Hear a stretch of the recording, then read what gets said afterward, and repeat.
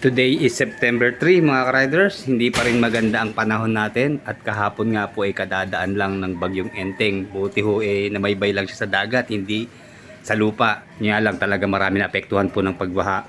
Pero ngayon po, papakita ko lang po sa inyo yung aking ginagawang preparation pag gantong susugod tayo sa baha. Kasi yan pong dadaanan natin mula Santa Cruz papuntang Calamba.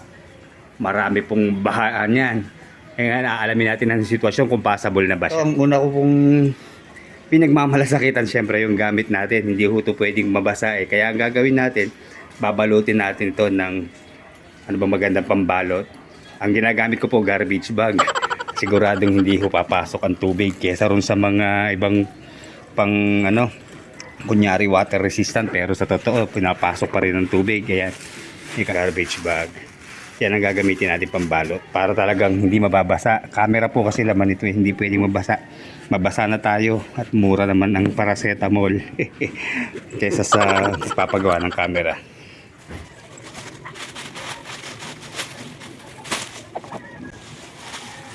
Dalawa yan para sigurado.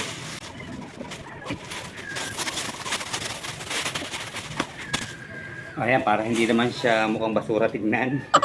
Babalutan natin ito na ano pa po ito ha, National Geographic na cover, kaya social din yan. Ayan, at least doble na protection niya, di ba? Kahit buhusan mo ito ng isang timbang tubig, hindi ito papasukin. Okay, and then syempre susunod tayo naman, kailangan po natin ng kapote mula paa hanggang baba, saka sa pantaas. Syempre naka-helmet naman tayo. So ayan mga ka-riders, napapansin nyo parang aaraw, iinit, uulan pa, muulan-ulan pa rin. Pag ganyan ang sitwasyon, manigurado na tayo. Magkapote na tayo kasi may mga portion po dito, lalo na sa amin sa Laguna, kapag mainit dito, doon sa isang bayan umuulan pa. Kaya para hindi tayo maabala ng titigil, mag-aalis ng kapote. So isuot na natin para sigurado sa along the way, umulan umaraw, okay lang. Nya lang titis tayo ng medyo mainit. Oy, baba. Hindi pwede. Nako. Nangangalmot ng seat cover yan, Bradley. Okay, ito na. Papakita ko lang sa inyo yung ating kapoting ginagamit. Hindi naman ito mamahalin. Ano lang. Average lang. Okay yan sa U-box. Total malaki naman yung ating U-box.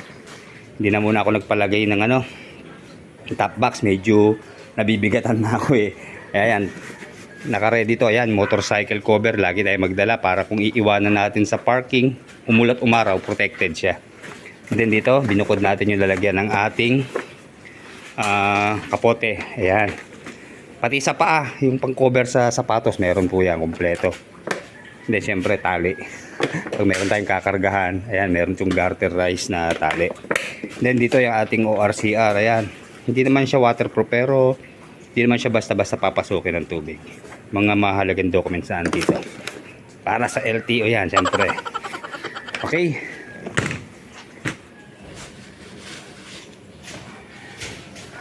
Okay, ito yung pambaba natin. Ito yung pang taas natin. Ayan, ganda ho gamitin natin reflectorized na kapote para in case na madilim, zero visibility sa kalsada, kahit pa paano pag nasinagan ito ng ilaw ng mga sasakyan, magre-reflect po yan. Ma-alert yung mga kasunod natin yung kasalubong na mag-ingat at baka makabangga. And then ito, yung huli natin in order, yung shoe cover. Ayan, piliin nyo po yung mataas, yung high cap, para kung bahaman, pwede kayong lumusong. Yung nga lang to, hanggang binti ko lang to. Pero siguro sa mga kinapusahit, baka hanggang to. Joke lang ha. Ayan. Mga ano lang to, budget meal. Marami kayong makikita dito sa Lazada. Browse lang. Okay, suot na natin habang ano ba, araw ba? Ilang nakakainis Kakapote ka at biglang araw. And then isa pa hong tip na maibibigay ko po pag tayo po'y kukuha ng motorsiklo, lalo at nandito tayo sa Pilipinas, bahaing lugar. Mamili pa rin po tayo nung mataas ang ground clearance. Kahit pa paano makakatulong sa baha, di ba? Kung mataas ang ating ground clearance. Pero syempre, hindi ko naman mapipilit yung aking suggestion na yan kasi marami nga pong average height na Pilipino ay talagang mga 5'4", 5'2", talagang hindi ko kaya yung matataas. Pero siguro ang pinakamaganda ho talaga pag may baha, Huwag na natin ipilit. Maghintay na tayo ng humupa. Kaya lang siyempre may mga bahaing lugar matagal humupa. O kaya hanap tayo ng alternate route na pwede nating daanan. Tsagain na natin kahit malayo. Pero kung talagang wala ho, siguro isang paraan kung kailangan nyo talagang tumawid, huwag natin isugod ng nakabukasang makina. Siguro akayin na lang natin, patayin natin. Hindi, pag naitawid natin, diretso na siguro natin sa mekaniko. Lalo na't inabot yung ating CVT, yung ating spark plug. Sigurado pag nabasa po yan, hindi na yan mag-i-start. And then, yung ating mga FI, yung throttle body, pag palinis na rin natin, kaganyang naabutan ng tubig baha. Dahil alam niyo naman yung tubig baha, hindi naman purong tubig yan, may halo yung dumi.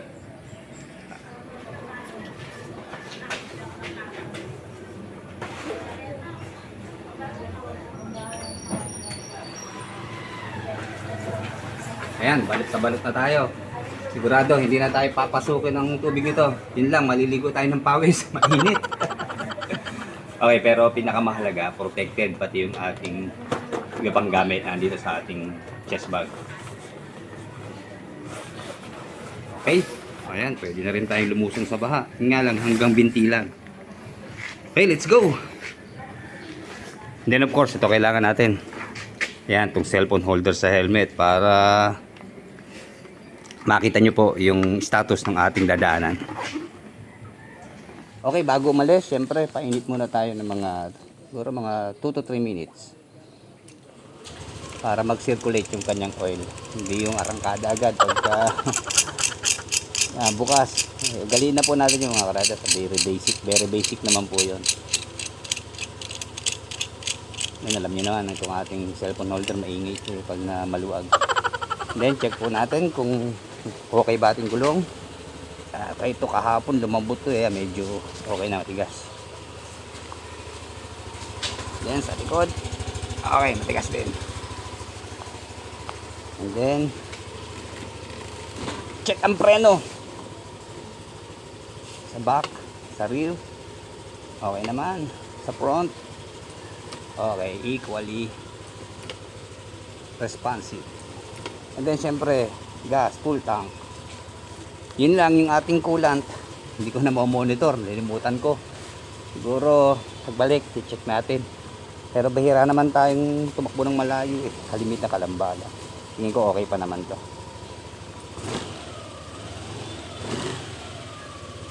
Okay, let's go. Pwede na to. Okay, dito pa lang sa harapan namin,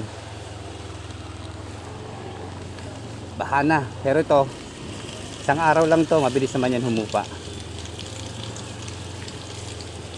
Unlike dun sa una naming nalipatan, yung tinirahan namin sa kabilang barangay, grabe, hindi talaga nababa ang tubig. Then ito sa basketball namin dito, ayan, dito matagal nakatenga ang baha. Kaya wala tayong magagawa. Parte ng buhay natin dito sa Pinas yung baha. At hindi lang naman dito sa Pinas nagbabaha Ngayon nakakapagtaka na, buong mundo may baha na rin, kahit dun sa mga lugar na hindi mo akalaing magbabaha, kagaya sa Middle East, di ba may mga part doon, kung ba sa Dubai ba, na rin, kakaroon na rin ng baha. Nakakagulangtang na ngayon ang natin, ang panahon, talagang climate change na.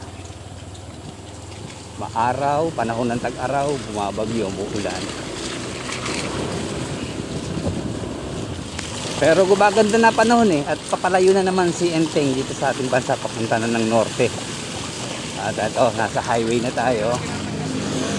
Lalo rin natin yung sitwasyon. Okay, alam nyo itong lugar namin, lalo yan yung sa may Pleasant View. Ito po ay Santa Cruz Laguna Highway. Ano po?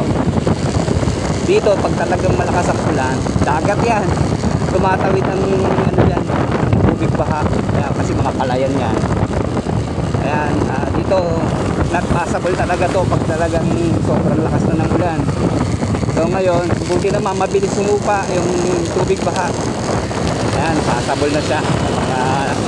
Nag-aalala sa malalayong lugar na dadaan dito. Ayan, as of September 3, 2024, ito na po sitwasyon dito sa Santa Cruz Laguna. Specifically dito po sa Barangay Patimbao Highway. Okay yan mga riders, lalagpas lang natin sa Sambat. Ito, itong lugar na to, lalo na dito sa Shell. Ayan, ito ay binabaha talaga to. So ngayon, ito na po ang sitwasyon niya. Passable na po siya, wala na pong tubig baha. Pero yun, natatanaw ko dito sa Star Mall, medyo, ewan ko, wala yata ang drainage system dito eh. Meron silang tubig sa harapan nila, ayan. Sa pagitan po ng Kikis at saka ng Star Mall. So syempre, gigit-na-gitna tayo at ayaw ko namang mabasa pa ng tubig baha. Ayan, medyo, yan ho, hanggang dito sa kabilang kalsada, maabot yan. Pero mababaw siyempre dito, pataas yan eh.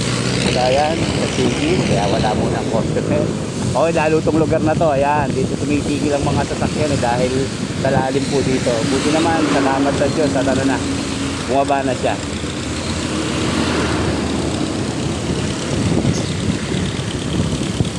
Hirap naman ang sitwasyon nito si Kuya oh. Nakasabit, buti mayroong suporta na nakakapit sa kanya para wag mahulog. Okay, dito naman po sa pila, no problem naman sa baha. Dito lang medyo apaw yung kanilang mga drainage dun sa irrigation, malapit sa Palayan. Pero dito na pagpasok natin sa highway ng pila, no problem. Wala ang kabaha-baha dito.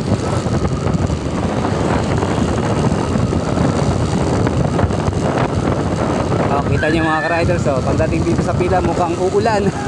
Kaya maganda talaga pag nagkapote kayo, pangatawanan nyo na, wag nyo na kubarin. Diretso nyo na hanggang doon sa inyong pupuntahan para sigurado hindi na kayo maabala.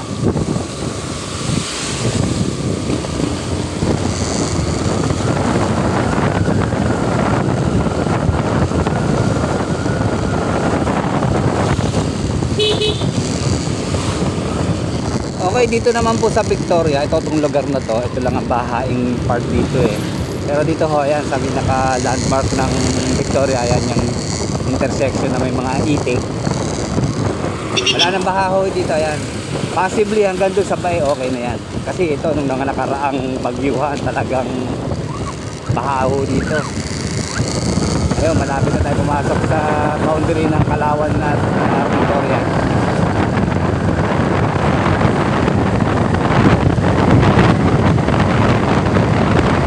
Okay, update sa gasolina, ang mura na mga ka-riders. Ayan, sa Uno, dito po sa Victoria, ayun, 52.95 na lang ang per liter. Same din dito sa Hebron gasoline station. Ayan, oh, samantalin natin, napagmura, 52.95 ang ano, special. So, basta mga ka-riders, at mga biglang tumaas na naman. Dito naman po sa Barangay Dila na to, Bae. Ito ang kadalasang binabaha po yung lugar na to. Pero sa ngayon po ha, September 3, 2024, okay na uli siya. Wala nang tubig baha mga ka-riders. Pero may naiisip akong paraan eh, mga ka-riders, share ko lang ha. Siguro dapat ma-invento na yung ano, motor na jet ski, di ba? Para kahit merong baha, dire-diretso pa rin ang biyahe natin, tuloy-tuloy ang trabaho. Makakatawid pa rin tayo. Kaya lang, siyempre, iba na yun, iba na level yun. Sigurado, hindi afford. Pero alam ko, may mga ganun na eh. Kung sasakyan nga, nagiging speedboat na ngayon eh. Okay, staan. Ayan na nga mga ka-riders. Umulan na dito sa Los Baños. Pero dito po sa Los Baños, ang kadalasang part lang na binabaha, itong sa may ano, rest area park. Kasi pababa na to eh. Yan, mahaba yan hanggang dun sa formerly Camp Eldridge. Na ngayon po ay Macario sa akin, na Camp Macario sa akin. Dahil yan, ayan, ano naman ulit ito, mga isang kalsada, renovate na, pina-widening na. Ayan, itong lugar na to dati, pagkatapos ng bagyo, ayan, puro tubig to, pero mukhang naayos na po nila ang drainage system dito, kaya wala nang baha. Ayan, malinaw na, malinis na kalsada, walang baha. Lang, sana, wag lumakas ang ulan. At dito ho, pag talagang lumakas ang ulan ng mga ilang oras, aabos na ang tubig dyan mula dun sa taas. Ayan, lumalakas na talaga ang ulan. Okay. Wala. Ayan na po ang sitwasyon dito ha mga riders. September 3, 2024 sa Los Baños. Ito po sa ang pang barangay ito. Lalakay. Ayan. Wala nang tubig po. Pero sigurado kahapon malakas ang ano rito. Ulan at bahar dito kahapon. Okay, tatapin muna tayo. Tatanggalin natin itong cellphone at hindi waterproof.